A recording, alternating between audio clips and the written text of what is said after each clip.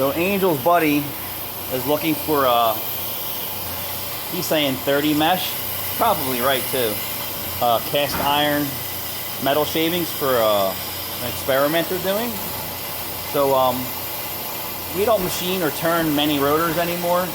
But I said, sure, I'll help you out. I'm all for the younger generation and the guys who are into science and doing things outside the box instead of playing video games.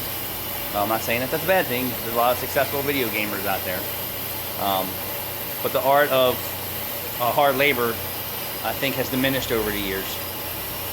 But there's nothing more satisfying than you creating or doing something or making something better or fixing an original part.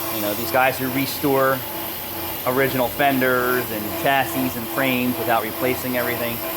True skill and art.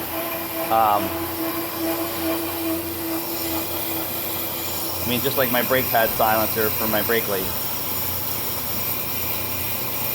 You hear it was singing? Let's see if we can use it to sing. Singing! So believe it or not, the bits will vibrate and cause a poor finish. So the less vibration you have, just like the braking system, the less noise you'll have.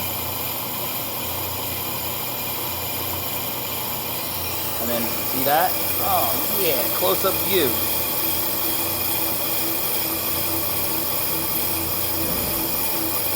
We machine drums too here. We don't do it a whole lot because by the time we see a rotor and drum nowadays, or a rotor, they're completely rusted out, warped to death, completely abused.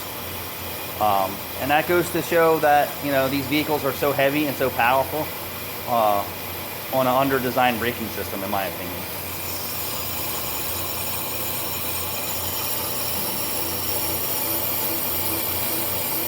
I think all the machinists in the world out there probably could fall asleep to brake lathe noise or a Bridgeport noise if there was.